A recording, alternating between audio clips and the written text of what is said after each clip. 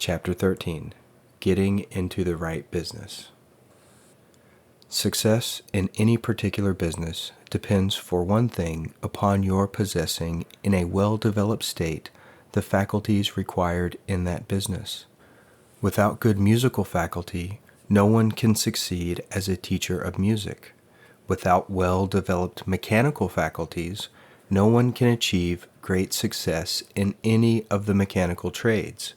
Without tact and the commercial faculties, no one can succeed in mercantile pursuits. But to possess in a well-developed state the faculties required in your particular vocation does not ensure getting rich. There are musicians who have remarkable talent and who yet remain poor. There are blacksmiths, carpenters, and so on who have excellent mechanical ability, but who do not get rich. And there are merchants with good faculties for dealing with men who, nevertheless, fail. The different faculties are tools. It is essential to have good tools, but it is also essential that the tools should be used in the right way. One man can take a sharp saw, a square, a good plane, and so on, and build a handsome article of furniture. Another man can take the same tools and set to work to duplicate the article, but his production will be a botch. He does not know how to use good tools in a successful way.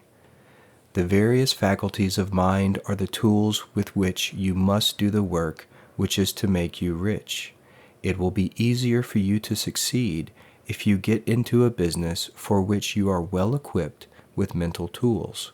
Generally speaking, you will do best in that business which will use your strongest faculties, the one for which you are naturally best fitted. But there are limitations to this statement.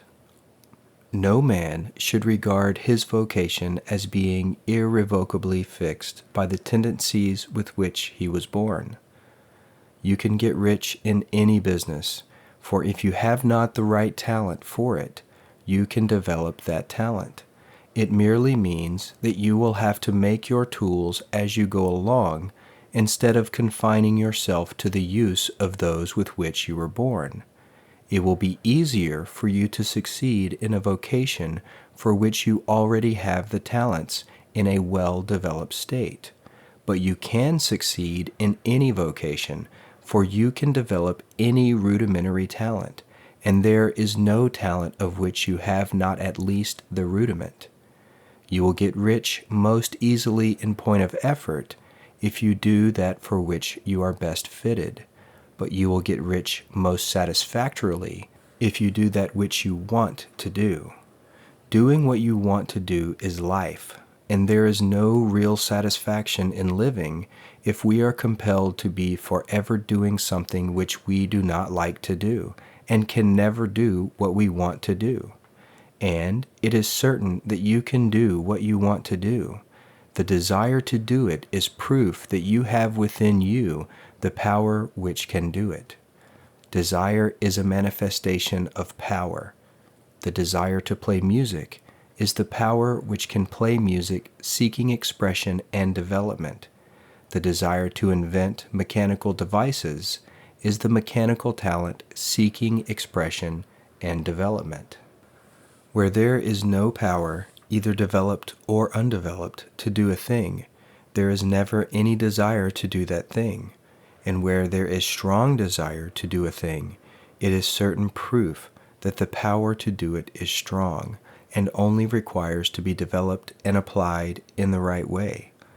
All things else being equal, it is best to select the business for which you have the best developed talents. But if you have a strong desire to engage in any particular line of work, you should select that work as the ultimate end at which you aim. You can do what you want to do, and it is your right and privilege to follow the business or vocation which will be most congenial and pleasant. You are not obliged to do what you do not like to do, and should not do it except as a means to bring you to the doing of the thing you want to do. If there are past mistakes whose consequences have placed you in an undesirable business or environment, you may be obliged for some time to do what you do not like to do, but you can make the doing of it pleasant by knowing that it is making it possible for you to come to the doing of what you want to do. If you feel that you are not in the right vocation, do not act too hastily in trying to get into another one. The best way, generally, to change business or environment is by growth. Do not be afraid to make a sudden and radical change if the opportunity is presented, and you feel, after careful consideration, that it is the right opportunity. But never take sudden or radical action when you are in doubt as to the wisdom of doing so. There is never any hurry on the creative plane, and there is no lack of opportunity. When you get out of the competitive mind, you will understand that you never need to act hastily. No one else is going to beat you to the thing you want to do. There is enough for all. If one place is taken, another and a better one will be open for you a little farther on. There is plenty of time. When you are in doubt, wait.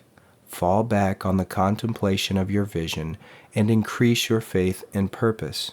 And by all means, in times of doubt and indecision, cultivate gratitude.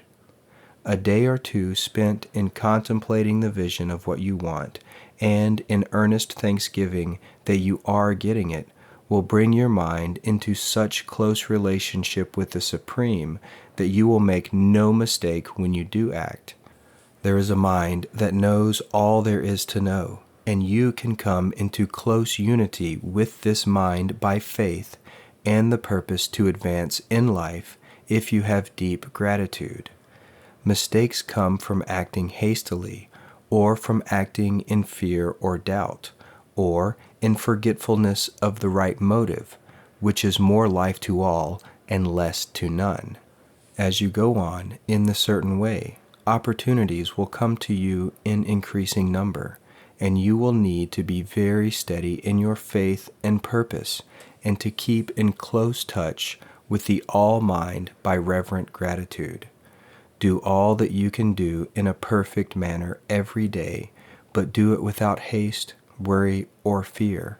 Go as fast as you can, but never hurry. Remember that in the moment you begin to hurry, you cease to be a creator and become a competitor. You drop back upon the old plane again. Whenever you find yourself hurrying, call a halt. Fix your attention on the mental image of the thing you want, and begin to give thanks that you are getting it. The exercise of gratitude will never fail to strengthen your faith and renew your purpose.